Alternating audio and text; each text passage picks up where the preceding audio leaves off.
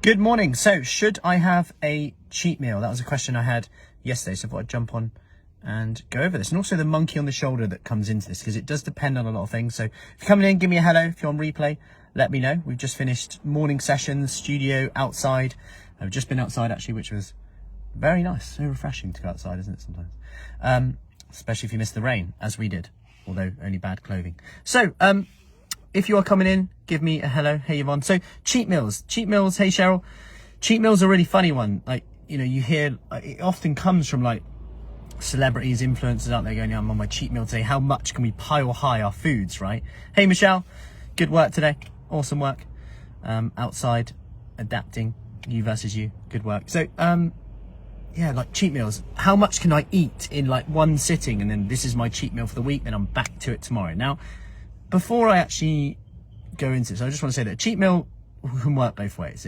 So what is a cheat meal? A cheat meal is something where someone calls that, they basically give themselves permission to have whatever and anything they want, which in essence is fine.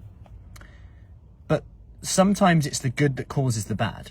And what I mean by that is by restricting something all the time, when you have it, then it can become a bit of a binge restrict. And there's got to be an element of self-awareness and coaching and I think conversation about whether this is going to work for you, because I have seen it work well and I've seen it work really poorly in terms of, if you think about our relationship with food, binge eating, comfort eating, the problem with having a cheat meal is, one, the language around it. And I know this sounds really small, but when you call something a cheat has very negative connotations, almost like you are,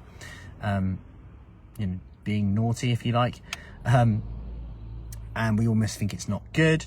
However, on the other hand, you could argue that by calling it a cheat meal, we know where it stands. It's something that I'm not going to have very often.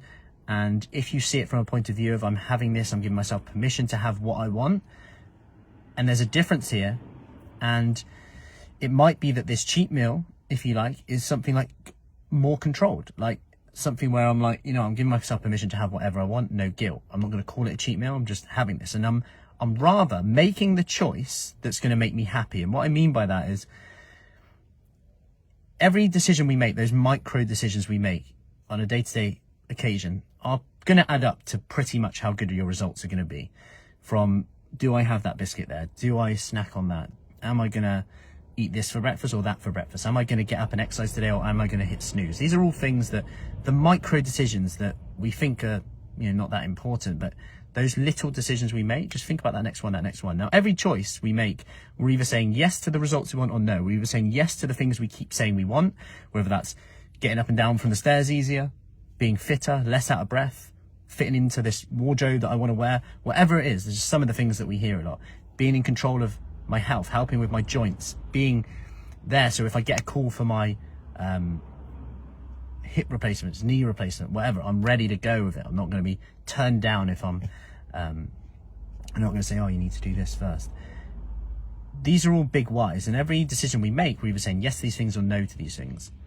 Now, I want you to give yourself permission to actually say, sometimes this choice isn't actually aligned with where I want to be and who I want to be, but I'm giving myself permission to have it, and I'm okay with that.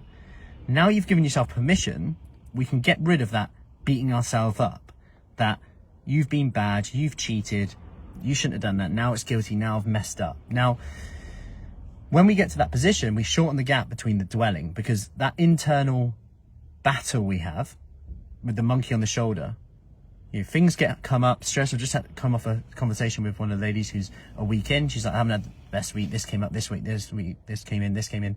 She still lost 3 pounds. And I'm like, that's amazing, given that, and you could see it in her voice. Maybe I should have started a week later when life would have been a bit calmed down. But guess what? She's attended an exercise session online, got over that fear. She's now coming to an exercise session today, got over that fear. All those things already, they're such big principles that will play a big part into you getting the results you want. These are the things sometimes that we often don't think about, the practicality of actually doing it, because you're going to get results for the doing here. Now, with this at the same time, going back to a cheat meal, how can it be used successfully? Well, if it truly does work for you, that's great. It might work. You're being really strict in the week, if you like, lower calories. Maybe you exclude certain foods. then a weekend you give yourself permission to have something. That can work absolutely fine. The issue is we have to have a bit of self-awareness with it. Is it causing a binge restrict mentality? Do you now have no sense of control around these foods? And that's where the question mark comes in. So in conclusion, it can work quite well, but it can also backfire a little bit. And I think there's a lot of self-awareness and questions that need to be asked, and almost trial and error, like towards that. But know that sometimes we can do it on a level that's going to keep us more in control. And what I mean by that is that internal battle that comes into it in terms of this is a cheap food, this is a bad food. That can actually be quite detrimental long term because when social events come in, now we've had a cheat meal, then we've had another cheat meal. Rather, is it better to look at our social life, look at what we've got going on and plan around that? You know, I'm going to give myself more intake on those days, lower intake on those days, and play around a bit more of it that way. So, hey Margaret, I hope that helps, and I hope that gives you a bit of a background on cheat meal and how it can work, but could also backfire. Because what we don't want here, we want to develop a positive, more healthy relationship with food, and sometimes that can backfire. And also the permission thing is so key. And sometimes the permission, when you give yourself permission to eat anything you want, and you ask the question, you know, is this taking me closer or further away from my results? And being okay with decisions that take you further away from your results sometimes, because it's not about being perfect. Sometimes the cheat meal becomes less of an issue. Like, it's almost like you don't need it because you're giving yourself permission to it anyway. The only reason it's a cheat meal is because you haven't given yourself permission. Hope that helps. Anyway, if you want more information about our Summer Shape Up program, drop a summer below. Have an awesome day, and I'll see you soon. Take care.